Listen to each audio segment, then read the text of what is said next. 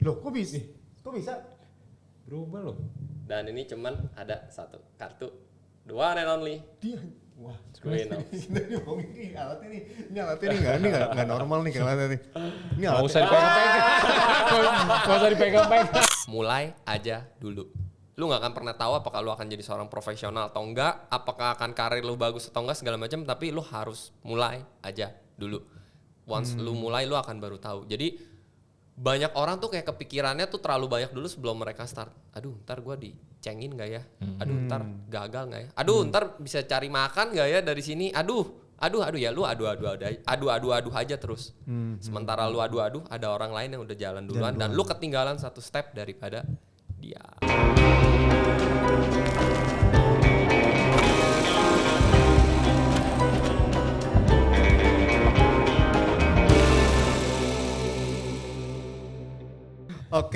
Oke, halo teman-teman.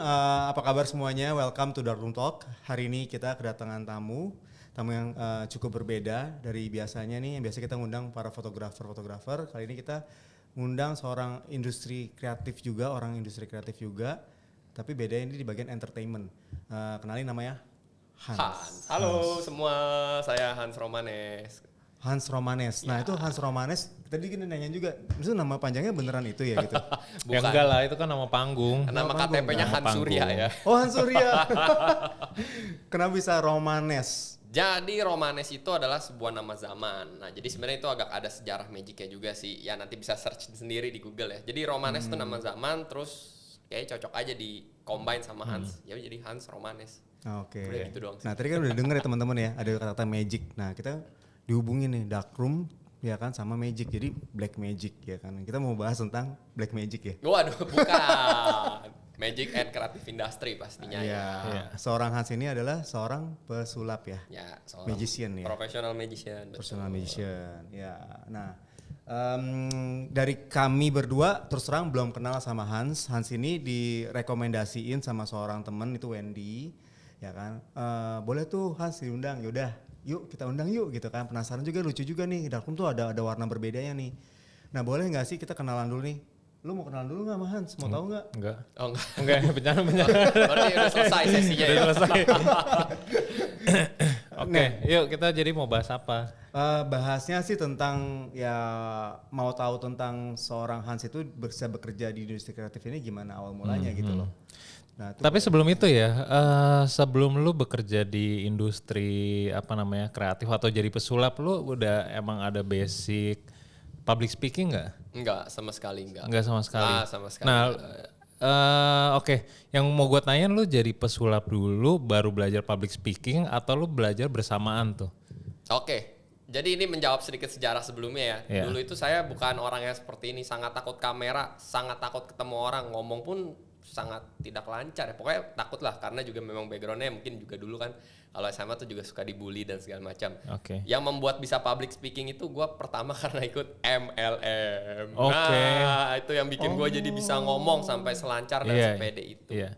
Oke, ada Iya, memang ada sisi positifnya sih. Betul MLM. Karena di MLM itu ada training 1 minggu sekali, Iya, gitu iya, ikut iya. gitu ya. Terus lama-lama jadi belajar bisa public speaking dan berani. Iya, berani ngomong di depan orang gitu, berani presentasi. Ya, jadi Ya itu karena positif itu. sih. Nah tapi sebelumnya background lu juga apa nih, ekonomi atau apa nih? Desain Grafis ya? Desain grafis, DKV. Oke. Iya, Oke. multimedia. Di mana? Untar. Oke. Ya, nah itu Lu kenal Mike dong? Mike ini terkenal banget di Untar. Oh, saya nggak tahu ya. Sampai dibikinin patungnya kemarin. Oh, mungkin kita udah beda 1 putaran sio ya, 12 tahun. Jadi dia udah lulus, saya belum. masa iya 12 lu gila lu. 1 putaran sio. Yang bener masa iya sih? Mungkin nggak tahu juga sih. Mukanya masih sama kinclongnya kok ya. Nah Hans, abis itu kenapa awal mulanya dari seorang desainer grafis, terus lu bisa terjun ke MLM, tapi udah mulai sulap belum waktu itu? Belum. Oh, waktu itu masih cari pencarian jati diri tuh ya? Betul. MLM itu SMA sih lebih tepatnya. SMA akhir lah, SMA 3 gitu kira-kira. Oh berarti pas kuliah lu udah mulai pinter ngomong dong harusnya? Yes, betul. Oh, oke. Oh. Nah, masuk ke dunia persulapan ini mulai dari kapan? Kapan tuh? Oh, bisa sebelum mulai itu kita ngomong dulu deh, bentar. Kenapa awal mulanya lu bisa suka ke dunia? Kok bisa ngeliat, ih gue suka nih? Sulap. Sulap. Oh, Oke, Betul. iya. Jadi ya itu tadi backgroundnya kalau SMA gak bisa public speaking karena MLM, terus jadi lebih bisa ngomong lancar. Nah pas kuliah itu semester awal-awal kali ya, mau semester 1 akhir atau 2, gue lupa.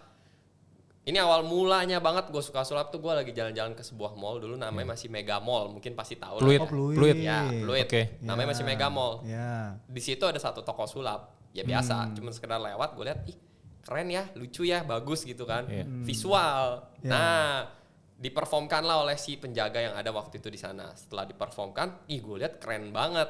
Nah, bener-bener cuman dari itu aja, iseng pengen bisa akhirnya beli alatnya. Ya diajarin dong, pasti kan kalau kita beli alatnya, kita diajarin caranya. Udah sesimpel itu. Terus mainan itu gue bawa ke kuliah. Lu perform di kuliah. Betul, Buat di teman-teman. teman-teman sekelas. Oh. Gue punya sulap nih.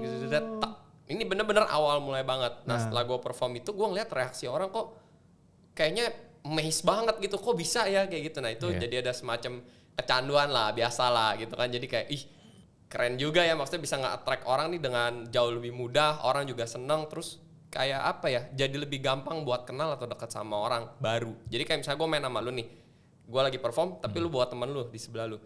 Dia tuh juga kayak langsung berasa kayak tertarik dan gua sama dia tuh jadi kayak nggak krik-krik gitu loh untuk memulai pembicaraan lain buat kenalannya, buat interact engage-nya. Bener-bener dari situ. Itu awal mulai banget. Oh, berarti itu berarti membuka banyak jalan ya Yes. buat lu ya. Betul. Sulap itu. Ya itu awalnya. Terus sebelum akhirnya profesional. bisa setelah lu awal mulai suka perform ke teman-teman, gimana akhirnya bisa terjun ke dunia profesional? Oke, nah jadi ada satu waktu itu gue lagi perform di kelas. Nih gue misalnya main sama dia ya. Pas gue lagi perform main sama dia, dia itu lagi bawa temennya satu orang lagi. Ini sama-sama di Untar nih. Nah temennya ini adalah senior gue, namanya Michael Wong ya. Shout out Michael Wong, mungkin pasti ada yang tahu juga. Oke. Dia ini sudah profesional magician duluan pada waktu itu. Nah, pada saat gue perform itu di sini, ke lu kan lu yang temen gue, dia kan udah tahu sebenarnya kan ya, cuman dia ngeliatin aja, dia senyum-senyum, oh gitu. Nah, setelah gue selesai perform, barulah dia kasih tahu temen gue juga pesulap nih. Oke. Tapi yang ini udah komersil, udah profesional kasarnya. Oke. Semenjak saat itu gue kenal sama Michael Wong, ya kenalan lah segala macam. Akhirnya belajar juga dan mulai dari situ startnya, awalnya dulu. Gitu. Tapi start awalnya Michael Wong itu mulai bantu kayak apa? Ngajarin, nih? betul. Ngajarin, Ya. terus mulai kasih kerjaan dikit-dikit atau gimana? Oh enggak, waktu itu enggak. Karena Belum. gue tidak pernah terpikir untuk beneran jadi seorang profesional atau bener-bener mau di sini. Ya kagak, ya kepo aja pengen tahu caranya gimana sih. Nah, dengan cara jadi asisten Michael Wong. Michael Wong, bantu-bantu segala macam sambil belajar. Tapi nggak ada kepikiran sama sekali buat jadi magician ya. Profesional. Enggak. Enggak Karena ya? waktu itu juga posisinya udah kerja, udah magang. Oh, ngerja sebagai desainer. Betul. Oh, berarti DKV di Graphic House. Oh, berarti sempat kerja juga sama orang ya? Sempat. Kantoran pernah nih? Pernah. Pernah jadi bangsawan lah ya, bangsa karyawan ya? Ya, itu awal mulanya banget. Oke, nah terus akhirnya mau tahu nih setelah lu ngikutin Michael Wong, terus gimana tuh bisa akhirnya terjun ke, udah nih gue bisa ngasilin duit nih pertama gue gitu. Boleh tau nggak? Oke, Nah duit boleh. pertamanya tuh dari mana asal mulanya tuh? Pertama banget itu adalah dari, ya pasti kan kalau bantu-bantu nge-crew ada dikasih duit, inilah ya duit kru gitu kan via asisten. Nah terus ada sekali waktu, karena pada waktu itu Michael tuh rame banget gitu ya. Jadi ada beberapa job dia tuh yang juga dia nggak bisa ambil. Oh, oke. Lu kan udah sering ikut gua nih. Gua nggak bisa ambil terus nih. Gua nolak orang terus, lama-lama nggak enak juga. Lu maju deh. Lu yang perform. Gak apa-apa, bayaran kan pasti lebih murah atau apa, tapi ya memang newbie gitu kan. Yang penting lu perform dulu aja. Nah mungkin kira-kira dari situ awalnya. Sebelum benar-benar sulapnya sendiri ya di restoran lain dan segala macam itu dari situ. Itu buat acara ulang tahun anak-anak juga?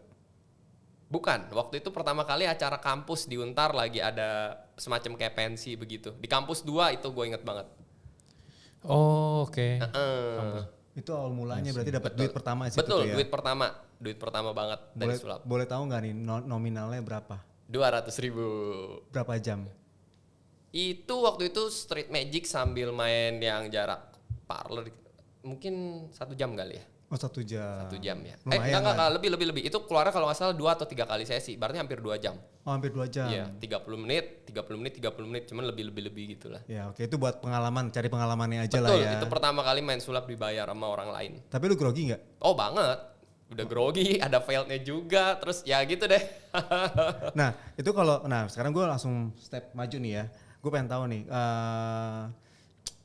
kalau untuk fail di awal itu normal ya kan ya. Tapi kan kalau udah sering dengan profesional, sering berjalan nih, nah seorang Hans pernah nggak sih seorang Hans yang magician profesional ini mengalami fail di lapangan? Oh pernah Pernah lah banget. pasti. Semua Semua magician pasti pernah pernah ya. Semua. Bahkan yang udah benar-benar seorang profesional atau maestro sekalipun, technically human error pasti ada aja. Nah terus cara lu buat handlingnya gimana tuh? Sebenarnya tergantung sih failednya di mana dulu ya. Tapi ada beberapa hal yang waktu itu kayak udah nggak ketolong lagi gitu ya. Jadi salah satunya ya yang gue inget banget, gue perform di outdoor. Itu di outdoor itu acaranya lumayan besar dan karena dia acara juga lumayan besar, jadi kan kayak luas spacey gitu ya. Betul. Itu anginnya juga kenceng banget. Jadi nggak ada yang backdrop apa gimana. Jadi benar-benar kayak gue main di tengah lapangan. Itu gue inget banget di lapangan golf di pinggirannya gitu. Nah, jadi ada satu performance yang gue mau pakai propsnya. Sebelum gue pakai dia jatuh ketiup angin, brok, hancur. Wah itu cara lu handlingnya gimana tuh kan? Yang paling penting handling ya tuh, seorang profesional cara handling yang penting kan. Ya, jadi itu fail totally karena propsnya kena angin, jatuh, hancur, nggak bisa diperformkan. Jadi perform trik yang lain. Yang lain. Iya. Betul. Oke. Jadi Langsung harus- cari solusi itu ya. Iyalah. Iya. betul. Oke, Itu. oke, Ya, oke. setiap masalah pasti ada jalan keluarnya. Betul. Iya. Wih, lu kayak tumben. Dia tumben dia bijak. Biasanya nggak pernah bijak. Oh gitu. Biasanya kita kata-kataan. Ya, kira-kira gitu. Nah Hans, kalau udah berapa tahun ya sekarang ya jadi seorang professional magician? Profesionalnya Hmm.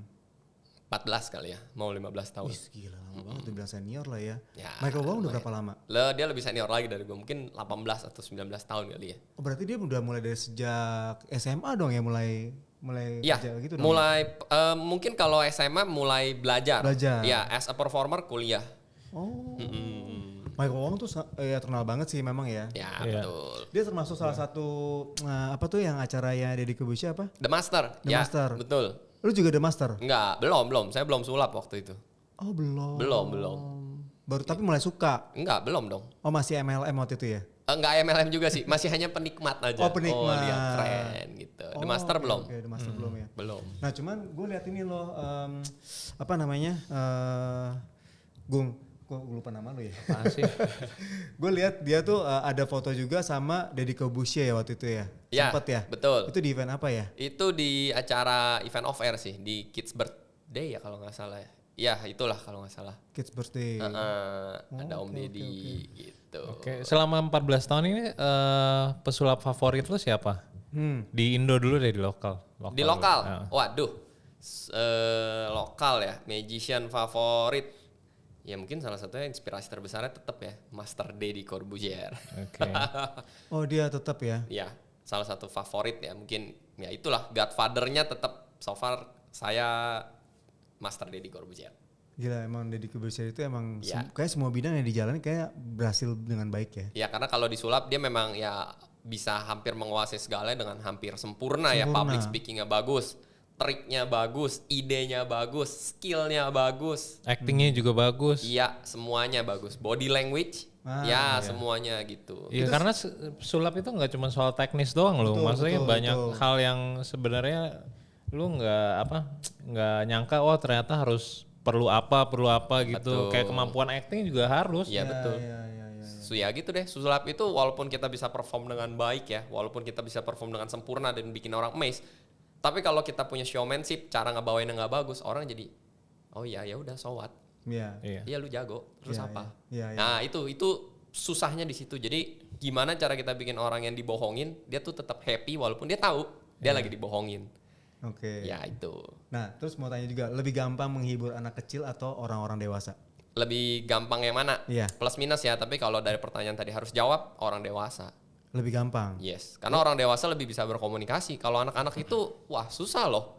Bisa protes ya, oke. Bukan protes, mereka kalau nggak dapat feel-nya, kliknya, either you do the good way gitu ya, magicnya keren atau apa, dia nggak peduli, dia tetap loncat-loncat atau main sama teman-teman yang lain. Iya. Yes, Berarti yang lebih challenging itu adalah anak-anak. ya. Iya. Nah, Connectionnya itu loh, connectionnya. engagementnya itu harus dapat kita punya chemistry-nya. Dari awal tuh makanya dari awal kayak kita mesti performnya menyita mata mereka banget ya. Betul. Oh, makanya kalau gue lihat di IG lu tuh kayak lu makanya kalau pas perform tuh bajunya tuh menor-menor banget tuh. Ya. Itu salah satu triknya. Ya karakter juga sih. Karakter. Nah, itu kita akan bahas ya karakter ya.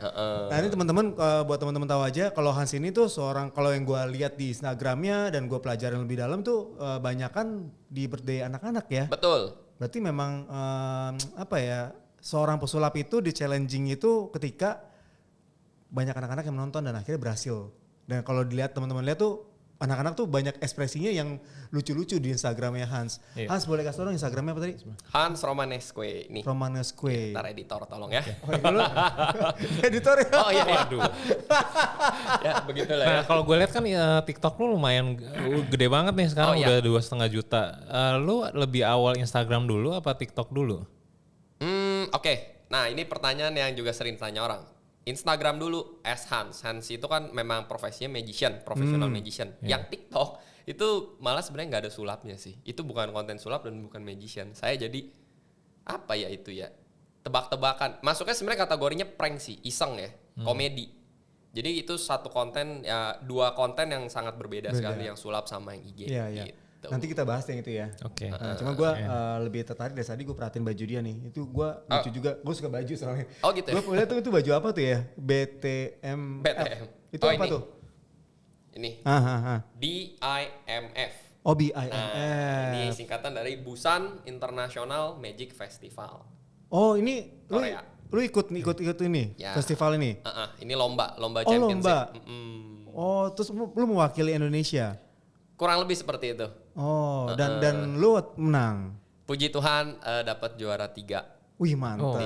di Basking Championship di Selamat. IMF. Congrats. Mewakili Indonesia. Iya, mewakili Indonesia. Berarti Jadi, ada perwakilan dari Indonesia cuma lu doang? Enggak. Ada berapa orang? beberapa. jadi gini gimana ngomong ya. Jadi di Indonesia ini sampai saat ini belum ada lembaga resmi yang sulap berbadan Oke. ya. Jadi kalau misalkan mungkin kayak dokter kan ada yang namanya IDI. Nah, kalau sulap nih belum ada.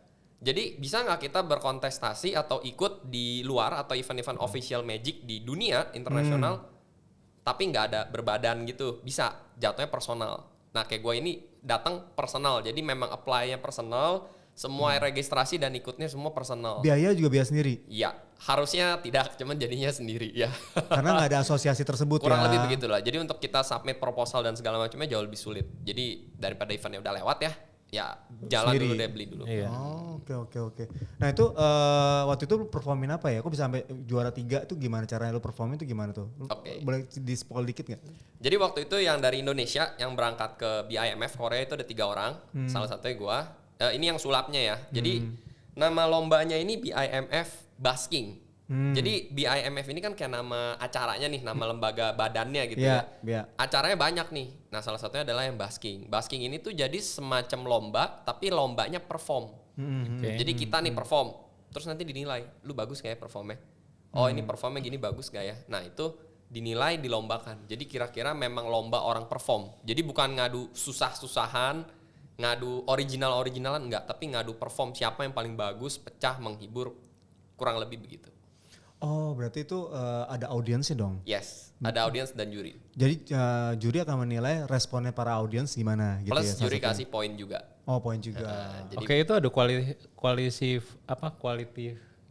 Quality control. quality time. bukan namanya. Quality time. Namanya kualifikasinya gak untuk kualifikasi. ngikutin si Sebelum BIMF ini? Iya. Ya. Ada.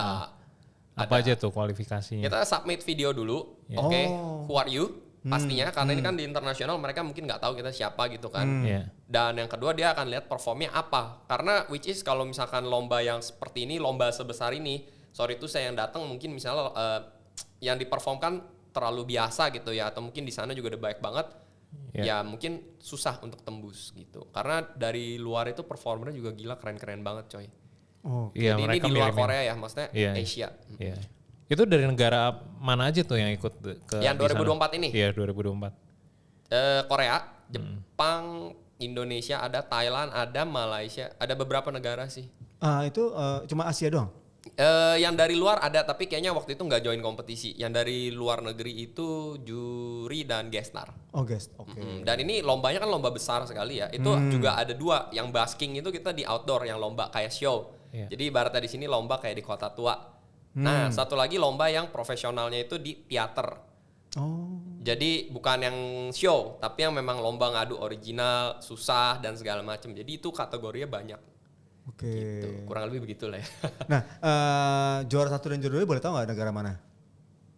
Yang di BIMF competition yang itu satunya Korea, duanya Korea juga kalau nggak salah. Oh, tuan rumah semua yang hambat. Iya, tapi memang Korea itu di dunia ya, bukan untuk di Asia. Itu masih still one of the best sih.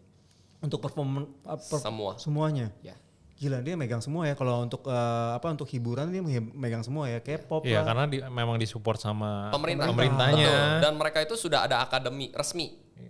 Jadi bukan cuman kayak kita ngeles-ngeles gini dong, enggak. Jadi memang dia sudah berbadan dan sudah resmi, ada kurikulum, ada akademi. Ya kayak sekolah aja.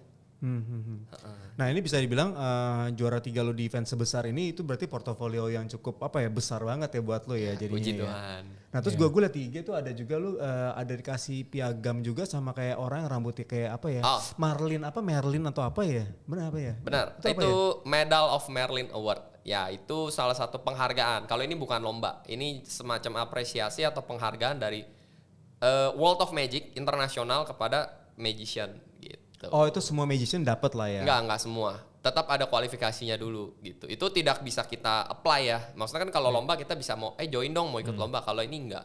Oh, mereka yang melihat, mereka yang hunting lah ya. Betul. Jadi kurang lebih kita cuma bisa kasih tahu doang, nih, halo saya magician ini. Nah, nanti untuk penilaian dan gimananya itu mereka yang semua. tentukan. Jadi kita nggak tahu tuh blind banget ya. Betul. Oke, menarik sih. Nah, terus sama kalau gue udah melihat seorang Hans sebagai profesional magician ini, gue melihatnya juga pasti kayak ibaratnya kayak fotografer juga nih Gung. Kalau fotografer udah terkenal pasti dia megang orang-orang besar juga kan.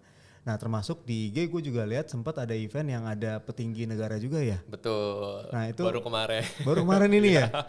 Nah, itu salah satunya ada Bu Mega, Gung. Betul. Nah, itu mau tahu dong, lu ada treatment khusus nggak sih kalau ketika ada seorang yang punya jabatan tinggi itu kayak negarawan gitu, lu ada kayak grogi lu nambah kah atau lu ada treatment khusus kah, ada trik khusus kah yang buat spesial buat dia gitu supaya lebih wow gitu, gimana?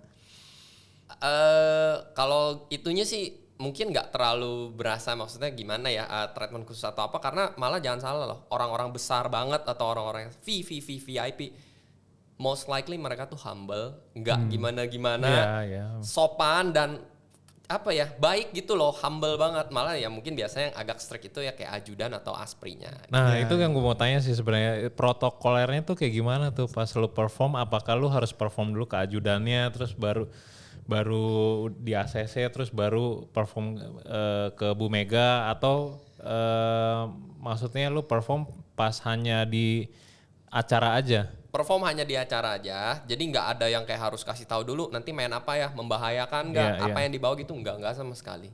Barang-barang juga nggak dicek? Nggak. Jadi maksudnya ya nggak tahu ya, mungkin karena udah di screening juga dari awal. Ini kan ada event organizer juga yang bantu ngurusin, tapi protokolnya tidak serumit itu. Cuma beberapa VVIP atau orang-orang besar lain tuh tidak semuanya bisa untuk difoto, dokumentasikan, foto bareng atau bla bla bla, itu nggak semua. Jadi most likely ada beberapa juga event yang sayang gue nggak bisa upload karena memang tidak boleh. Nggak boleh. Iya, dokumentasi. Ya, mereka nggak mau dipublish. Kita juga di dunia fotografi juga ya, sama gitu sih. Sama ya. Bahkan kalau kita lebih maksudnya tanda kutip tuh kalau misalkan datang nih, waktu pernah ada Pak JK ya kalau nggak salah ya, Pak JK mau datang itu tuh langsung di clear up dulu tuh semua tuh, nggak boleh tuh, ruangan kosong. Di swapping sama orang-orang dia semua. Terus habis itu juga bahkan sampai para kru di itu juga di screening dulu. Oh iya. Nah, baru setelah itu udah clear baru boleh masuk lagi semua, boleh aktivitas lagi. Oh iya. Ada yang seperti itu gitu, ada. Benar. Tergantung sih, waktu itu yang Pak JK lagi menjabat sebagai wakil presiden waktu itu ya. Jadi memang agak lebih ketat gitu. Ya kurang lebih gitu sih. Cuman tadi gue menarik yang gue mau angkat yang tema topik yang si Agung tadi tanya itu. Yang masalah tadi antara Hans sama Meiji. Nah itu gue juga pengen tahu tuh, korek lebih dalam tuh. Soalnya tadi Hans sempat sounding pas di belakang stage tadi kan ngomong kan antara Hans sama Meiji itu berbeda gitu kan. Oh iya. Bentar, sebelum itu gue mau nanya dulu. Ya silakan. Silakan. Gue mau pindah dulu ke masalah industri nih. Iya boleh. Kalau misalnya menurut lu ya, kalau industri dunia sulap ini kan ada naik turunnya nih. Kayak misalnya waktu di zaman misalnya The Master gitu kan lagi naik-naiknya. Betul. Terus tiba-tiba The Masternya hilang nih. Nah menurut lu setelah maksudnya acara The Master gitu itu ada penurunan kah atau tetap stabil? Kayak anak ayam kehilangan Iya, induknya iya, gitu iya loh. kan. Kayak gitu nggak sih? Kalau dibilang turun pastinya ya, karena Iya. waktu The Master itu mungkin sulap bener-bener lagi hype-hype-nya banget, Iya. semua toko itu sulap rame, terus orang juga kayaknya itu Iya, salah iya. satu hiburan yang paling dicari Iya, ya. iya. Cuman ya setelah udah mulai turun, hype-nya ya pasti nggak se-hype itu lagi. Cuman kalau ditanya nurun apa nggak turun, tapi kalau ditanya apakah masih banyak, ya karena ini salah satu industri yang kebutuhan untuk hiburan Iya. gitu. Karena kan hiburan untuk apa ya? Untuk sebuah acara itu mungkin ya nggak cuma sulap, ada nyanyi, ada nari, ada dance, ada singing segala macam. Salah satunya sulap. Jadi tetap ada aja sih, walau nggak se-hype itu. Ya. Kalau gue dengar ya di podcastnya Om Deddy kan dia berhenti sulap salah satunya gara-gara yang itu ya. Jadi apa prok. Oh, nggak tahu ya itu, tapi mungkin jokes aja kali. Iya jokes aja kali ya. Ya. Iya, yang itu Pak Tarno, maksudnya Tarno. gue mahal-mahal nih belajar susah-susah dapat penghargaan di mana-mana. Masa kalah sama itu Pak Tarno? Nggak lah, itu jokes aja kali. Itu tapi ngomong kayak Deddy Corbuzier gitu juga sebenarnya kayak seorang Hans juga ya. Maksudnya dia juga fight semuanya sendiri tuh ya. Oh iya, tentu. Mungkin zamannya Deddy Corbuzier itu jauh lebih susah Iya, daripada lebih susah. kita yang sekarang. Secara teknologi dulu nggak ada YouTube. Iya. Susah sekali mau belajar sulap, cari rahasia sulap dan cari mentor itu sulit karena nggak tahu carinya di mana. Ya. Kalau lu ini tipe sulapnya apa nih? Apa namanya? Kan ada mentalis, ada ya. Kalau lu ini apa? General kali ya. General. Close up, ya. Stage, klasik itu kita bilang kabaret, ya. Mentalis yang ngomong verbal, ya. Ilusi, iya juga. Iya. Palu gada lah pokoknya. Palu gada. Sesuai kebutuhan event Anda. Oh. Nah yang paling lu suka Yang paling gue suka, Iya. close up. Jarak dekat. jarak dekat ya? Close Jarak up. dekat itu kayak kartu gitu atau? Jadi objeknya banyak, tapi yang diperformkan jaraknya dekat. Nah itu close up magic namanya. Ya kartu, ya koin, ya tisu, ya macam-macam.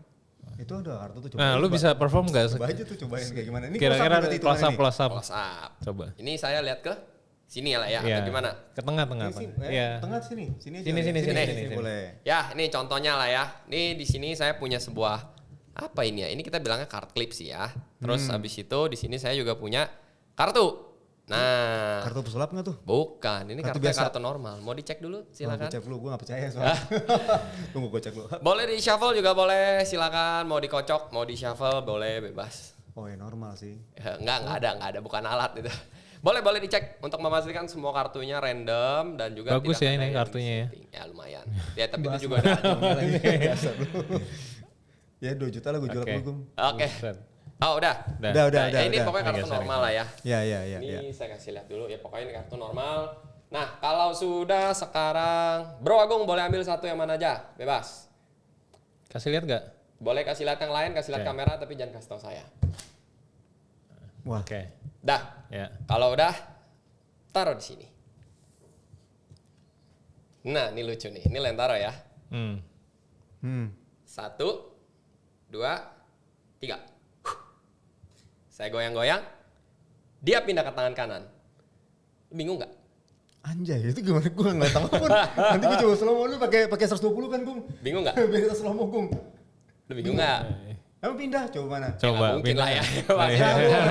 Iya. Lu terus serius. Dia ada di sini ya. Nah Oke. sekarang lihat baik-baik. Dia ada di sini.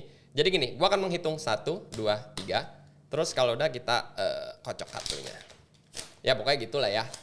Nih dipotong lagi.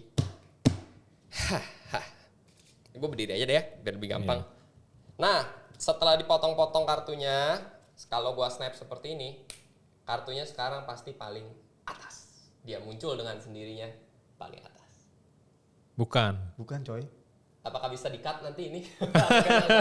Bukan 10 hati. Bukan. Oke, sekarang 10 hatinya ini salah, tapi kita yang namanya magician harus tetap tenang. Walaupun ini di recordnya tidak live ya. Serius bukan 10 hati nih. Bukan 10 hati yang ini nih. Bukan. Oke, ini saya tutup dulu. Kita masukkan sini supaya saya tidak bisa curang ya. Sebenarnya biasanya saya nggak pernah salah sih. Tapi kali ini salah ya. Ya udah nggak apa-apa lah ya. Namanya manusia bisa salah ya. Enggak ya. Tadi kartunya bukan 10 hati. Bukan. Oke. Ini udah taruh di sini kartunya dan saya nggak mungkin curang. Ya. Untuk pertama kalinya apakah boleh dibantu sebutkan apa kartunya? Queen Wajik. Queen Wajik ya. Queen Wajik, Queen itu Queen. Queen Skop. Sorry. Bukan 10 hati ya? Bukan. Queen Oke. Skop. Semuanya bisa lihat di sini. Mau diputer-puter atau dimanapun ini kartunya cuma satu ya. 1, 2, 3. Loh, kok bisa? Berubah loh. Dan ini cuman ada satu kartu. The one and only. Dia, wah, Queen of. ini alatnya nih nggak normal nih alatnya nih. Ini Nggak alatnya. usah dipegang-pegang. Nggak usah dipegang-pegang. Pakai dipegang-pegang. Gitu. Keren banget ini alatnya, gile. Tapi kalau bisa tahu ya, maksudnya ini yang kita ambil ya. Iya, dia bisa tahu gimana caranya. Ya itulah Ini triknya lah. Cuman kamuflas doang. Betul, kira-kira seperti itu. Oh. Berarti emang kalau pesulap itu dia bermain dengan alat juga ya. Alat penting ya. Alat penting, tapi ada juga yang nggak dibantu dengan alat pun sebenarnya bisa. Ya, jadi nggak selalu melulu harus pakai alat sih. Karena kan kalau daily magic nggak mungkin setiap kali kita bawa kartu atau alat Betul. sulap. Apalagi kalau street ya. Betul. Ya kan? Ini main games juga ya berarti. Games. Iya main games. Kurang lebih begitu ya. Ya, lu pengen tahu dong, ini sekalian penutupan deh. Penutupan belum juga sih. Kita podcast 2 hari 2 malam kan. Iya, 2 malam ya. Nah, terus lu udah married kan? Sudah. Salah satu lu nge-guide istri lu dengan sulap juga ya? Oh bukan. Itu buat menggait yang lain-lain ya. Oh gitu. Ya, tapi karena memang sulap itu sangat, to be honestly, memang mungkin salah satu ice breaking atau opening yang mudah banget untuk mencairkan suasana atau bikin kita sama orang tuh akrab. Iya benar sih. Karena orang tuh lebih kayak, ih apa lihat dong gitu. Iya. Ya benar. Profesi lain apa selain sulap yang bisa segampang bikin gampang buat ice breaking? Fotografer. Iya juga sih. Cuman lu kurang genit aja gue. Lu orangnya lurus. Enggak juga ya kadang-kadang ya. Fotografer kalau gue pikir ya. Iya. Gak tau ya, gue lihat kalau kayak di TikTok itu kan suka ada yang konten gini loh. Sorry, I'm a photographer. You very good. Can I take photo? I share to you. Yang kayak di luar-luar gitu loh. Gue nggak tahu ya it works apa enggak kalau di sini. Apa street Itu work sih. photography? Street Work sih. photography. Emang lu pernah? Pernah, kemarin emak pegang pancing pudel. Terus tante bagus banget deh saya foto tante ya. Foto dapat. terus direvisi langsung. Nah, oke. Nah, Hans, ada nggak sih buat teman-teman yang lainnya nih yang kiranya nonton podcast ini nih, terus dia kayak kepikiran nih kayak, wah ini inspirasi gue nih, bisa someday gue bisa menjadi seseorang nih, sesuatu gitu kan. Ada nggak sih lo bisa kasih wejangan buat mereka gitu? Buat orang yang mau start di dunia industri kreatif gitu. Satu yang pasti ya, ini gue suka banget sih hashtag ya. Mulai aja dulu. Lu gak akan pernah tahu apakah lu akan jadi seorang profesional atau enggak, apakah akan karir lu bagus atau enggak segala macam, tapi lu harus mulai aja dulu. Once lu mulai lu akan baru tahu. Jadi banyak orang tuh kayak kepikirannya tuh terlalu banyak dulu sebelum mereka start. Aduh ntar gue dicengin gak ya? Aduh ntar gagal gak ya? Aduh ntar bisa cari makan gak ya dari sini? Aduh ya lu adu aja terus. Sementara lu adu ada orang lain yang udah jalan duluan dan lu ketinggalan satu step daripada dia. Oke. Oke, satu lagi. Kan terakhir. Boleh. Kan lo bilang dulu lo ini bukan orang yang berani ngomong lah di depan kamera lah. Setelah lo join MLM baru mulai tuh belajar tuh berani ngomong terus presentasi segala macam. Nah, kalau misalnya ada orang-orang yang ceritanya baru mau mulai lah ke industri kreatif kan perlu public speaking juga. Nah, selain dengan cara join MLM itu dengan cara apa lagi bisa belajar public speaking? Kalau sekarang mungkin dari medsos aja udah bisa ya, karena banyak kan kayak tutorialnya gitu kan, kayak ngomong di cermin, terus habis itu pelafalan A, I, U, E, O. Jadi kalau kita ngomong tuh nanti nggak gelagapan itu ada banyak lah. Mungkin bisa otodidak juga dari YouTube, dari medsos gitu ya. Atau juga sekarang kan banyak kan kayak kelas-kelas. Betul. Gitu kan, kelas-kelas apa ya pokoknya yang kayak public speaking gitu. Ya bisa. Soalnya Agung salah satu pengen buat podcast ini, dia mau belajar untuk itu. Oh ini udah lancar banget malah. Enggak lah. Cool Gue gitu. lebih parah waktu awal-awal malah bingung mau ngomong apa. Kacau sih. Iya kacau. Sebenarnya kalau gua kan emang fotografer lah, weddingan juga. Tapi gue tuh emang bukan tipe orang yang supel juga sih. Maksudnya bisa terlalu connecting ke orang gitu. Ya, seperti itu Dia lah. introvert. Jadi kalau dia fotografer itu ada juga yang tadi lu bilang kalau fotografer ada kelasnya yang gampang komunikasi sama orang belum tentu. Agung tipikal yang nggak gampang komunikasi sama orang. Dia lebih tipikalnya candid, yang senyap, diem aja. Nah kalau gue yang lebih suka interaktif sama orang, ngobrol, gitu kan. Kalau dia nggak beda, emang dua karakter Silent beda. warrior ya. Silent warrior. Makanya karya-karyanya kalau lu boleh nanti follow juga, lu lihat karya-karyanya bener-bener mood. Tadi baru gue lihat lagi Instagram dia, kok Instagram lu bagus banget ya Gung ya? Foto-fotonya bagus banget ya. Nanti boleh lihat lah. Iya. Gitu. Tapi memang penting sih ya skill public speaking ini ya. Maksudnya lu mau di profesi apapun ya, di bidang kreatif maupun di manapun lah, semuanya lah. Betul. Karena apalagi kedepannya zaman sosial media gini, kalau misalnya lu nggak ada skill itu ya, maksudnya lu apalagi kalau lu nggak belajar tentang public speaking ya makin susah sih menurut gua. Betul, itu gue setuju sekali sih. Iya, karena public speaking menurut gue itu selain menambah kepercayaan diri lu juga dapat bisa membuka jalan ke banyak hal buat karir lu juga. Betul, untuk dealing juga terutama. Jangan salah loh, kamu bagus, kamu hebat, kamu berbeda sendiri, kamu expert. Tapi saya tidak suka cara bicara kamu. Iya, betul. Sama dia aja deh. Gak apa-apa sih, dia lebih murah sedikit, ya bukan lebih murah bahkan, mungkin gak sebagus kamu, tapi orangnya asik, diajak ngobrolnya enak. Ya udah, walaupun ya maksudnya orang yang nggak diajak ngobrolnya enak pun, maksudnya nggak ada maksud jelek apa-apa juga kan, maksudnya. Ya hanya mungkin dari bawaannya atau memang bukan karakter ya, emang udah kebiasaan cara ngomongnya seperti itu. Betul. Bisa jadi seperti itu sih. Ya. Setuju banget. Mendukung lah untuk bisa komunikasi dengan baik itu mempengaruhi juga ya ke semuanya. Iya. Betul. Nah, jadi mulai aja dulu, jangan terlalu banyak drama di pikiran, jadi pasti akan berhasil. Oke, sampai jumpa di podcast berikutnya. Nanti kita akan lanjut nih, Hans podcast berikutnya dia akan membahas tentang sosial media dan branding diri. Siap. Oke, see you teman-teman. Bye.